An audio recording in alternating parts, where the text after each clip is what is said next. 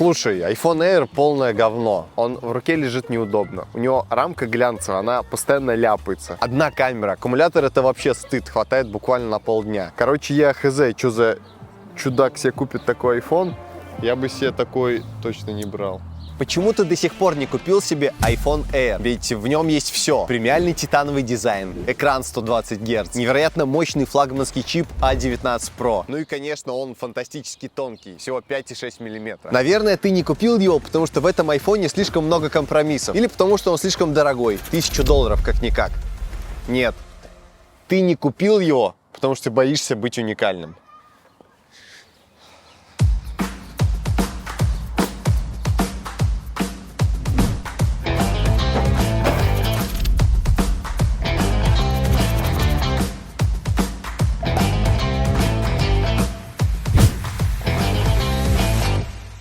Наверное, самое главное в этом телефоне — это, конечно, его дизайн. Первый раз, когда я взял его в руки в Apple Store, я почувствовал себя тем самым критиком из мультфильма «Рататуй». Этот телефон, он буквально пробудил во мне то самое забытое чувство удивления новому телефону. Apple поступили правильно, когда решили сделать здесь глянцевую титановую рамку. Но все, кому не лень, хейтят ее за то, что она якобы ляпается. Но, во-первых, не так сильно она и ляпается. Во-вторых, телефон в руке лежит очень удобно и не скользит. Ну, а в-третьих, он банально выглядит тоньше и дороже. Кстати, о толщине. Тут она всего 5,6 мм. И это, конечно, невероятно. Выглядит очень впечатляюще. Все, кому я показывал этот телефон вживую, были очень удивлены. Короче, внимание этот телефон привлечет больше, чем тот же самый 17 Pro.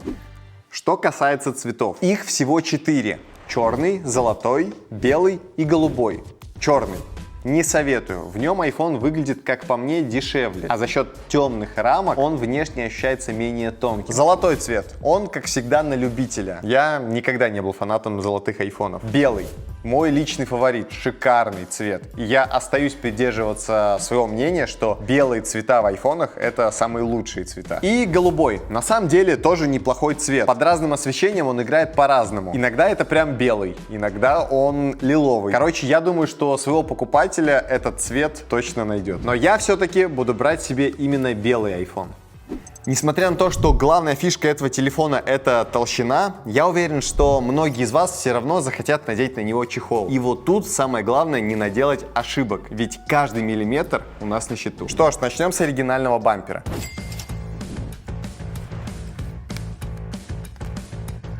Я вас просто заклинаю не покупать этот чехол. Он слишком толстый. Только что убилась вся уникальность этого телефона. Он ощущается как обычный базовый iPhone. И он скользкий, в руке лежит неудобно. Самое, что интересное, он даже не закрывает камеру. Короче, я не знаю, для чего нужен этот бампер, вот правда. Я такое предпочитаю выкидывать.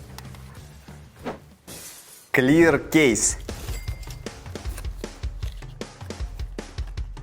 В принципе, хороший чехол. Он, конечно, не самый тонкий в мире, но все равно ощущение того, что вы держите тонкий телефон в руке, оно остается. И, кстати, здесь нет уродской белой панели, как это в чехлах для Pro-моделей. Я думаю, что 95% людей выберут именно такой чехол. Ну и, конечно, я не смог пройти мимо нового ремешка для iPhone.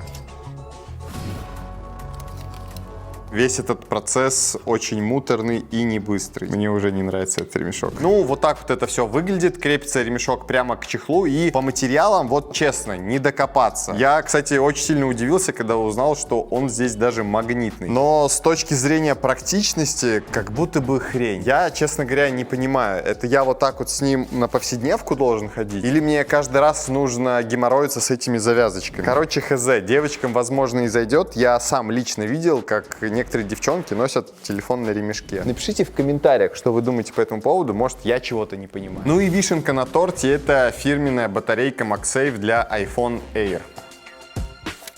Тут особо много говорить я, наверное, не хочу. Надо знать, что эта батарейка заряжает ваш iPhone на 65%, а стоит при этом $100. Посмотрите, как выглядит полный сетап iPhone Air. Как по мне, это уже перебор. Если ты покупаешь себе самый тонкий iPhone за всю его историю, идя при этом на некоторые компромиссы, то вот таким заниматься как будто бы уже преступление. А если очень и хочется таким заниматься, может быть, не по масти тебе такой телефон? У iPhone Air, в принципе, как и у всех айфонов 17 линейки, крутая 18-мегапиксельная фронтальная камера. Сенсор теперь квадратной формы, благодаря чему мы можем удобно менять ориентацию, при этом не поворачивая телефон. Сам кадр, кстати, тоже стал шире, но при всем при этом разницы между 12-мегапиксельной фронталкой iPhone 16 и 18-мегапиксельной фронталкой iPhone Air я, честно говоря, не заметил. Еще меня порадовала функция записи лица во время видеосъемки. Я знаю, что на андроиде это уже как 100 лет в обед, но все равно круто, что такая фишка добралась до айфона. Окошко, кстати, можно двигать пальцем, и на итоговом видео эти перемещения тоже останутся, имейте в виду. Ну и не забудем про Center Stage. Вообще я не понимаю, что Apple так сильно пиарили эту фичу. По сути, она работает либо во время видеозвонков, либо во время селфи. Спасибо вам, конечно, но на маках это уже как несколько лет доступно. Могли бы и раньше эту фичу выкатить. А для селфи, ну, честно говоря, фиг знает, насколько это актуальная история, но хуже она точно не сделает, поэтому пусть будет. Про заднюю камеру на самом деле даже говорить особо не хочется. Она тут всего одна. Снимает хорошо, и для 95% людей этого будет достаточно, даже для меня. Единственный недостаток, который есть, это отсутствие сверхширика, из-за чего невозможно сфоткать некоторые объекты близко. Но я думаю, что в следующем поколении Apple обязательно добавит сверхширик. В конце концов, у Samsung в их Galaxy Edge получилось это сделать.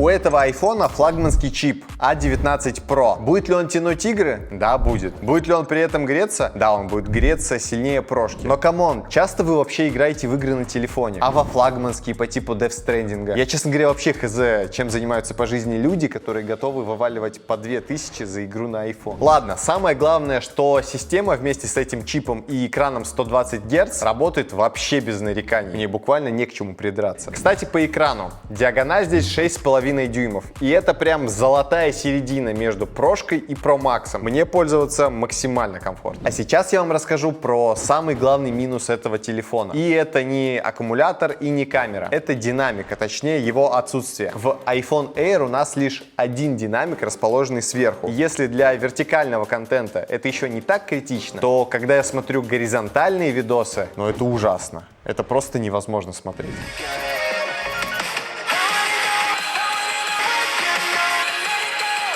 Причем, ладно, Apple пошла на это, чтобы сэкономить место в телефоне. Ну или внедрить второй динамик под видом инновации в следующем поколении. Но претензия в другом. Качество самого динамика просто отвратительное. Ну, в моментах он прям пердит. А пердеж, как мы все с вами знаем, штука не самая приятная.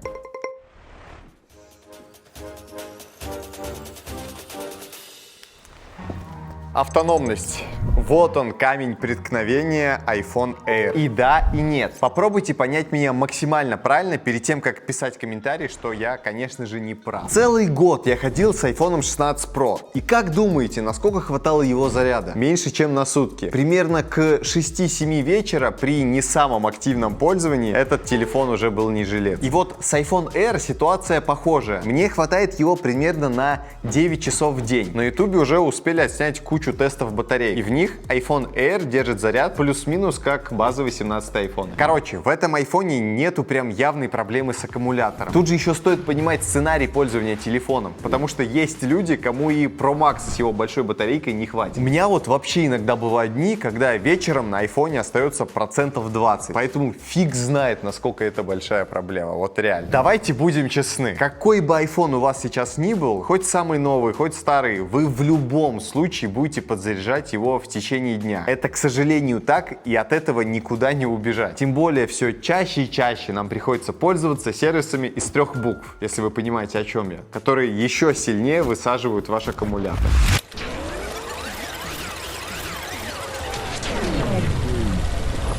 Итого, что мы имеем? Офигенный, тонкий, красивый iPhone, от которого буквально веет инновацией. И если вы, как и я, уже устали от одних и тех же айфонов год за годом, то это точно ваш выбор, вы ничуть не пожалеете. Я, честно говоря, уже даже не могу в руках держать обычные айфоны. Они для меня прям как кирпич. Но не будем забывать и о минусах этого телефона, а именно одной камере и ужасном динамике. И возвращаясь к главному вопросу, нужен ли вам такой iPhone? Решайте сами.